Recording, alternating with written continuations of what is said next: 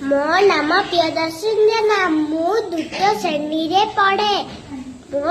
ମୋ ବିଦ୍ୟାଳୟ ନାମ ଇଟିଆଳି ପ୍ରାଥମିକ ବିଦ୍ୟାଳୟ। ମୁଁ ତମକୁ ସୁନ୍ଦର ଗପ ଶୁଣିବା ପାଇଁ ଚାହୁଁଛି।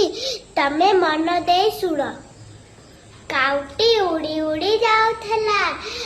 ବାଟରେ ତାକୁ ଶୋଷ କଲା। ସେ ଦେଖିଲା କୂଅ ପାଖରେ ମାଠିଆଟି ଅଛି। ସେ ତଳକୁ ଓହ୍ଲାଇଲା। ସେ ଦେଖିଲା ମାଠିଆରେ ଅଳ୍ପ ପାଣି ଅଛି। ସେ ଉପାୟ ଚିନ୍ତା କଲା। ଦେଖିଲା ମାଠିଆ ପାଖରେ କିଛି ଗୋଡ଼ି ଅଛି। ସେ ଥଣ୍ଟରେ ଗୋଟେ ଗୋଟେ ନେଇ ମାଠିଆରେ ପକାଇଲା। ପାଣି ଉପରୁ ଉଠିଲା। କାଉ ଗୋଟେ ଗୋଟେ ପୁଣି ପକାଇଲା।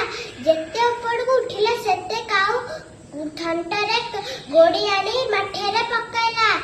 ଦେଖିଲା କାଉ ମାଠିଆ ଫୁଲ ହେଇଯାଇଛି। ସେ ମନ ଶାନ୍ତିରେ କାଉ ପାଣି ପିଇ ଉଡ଼ିଗଲା।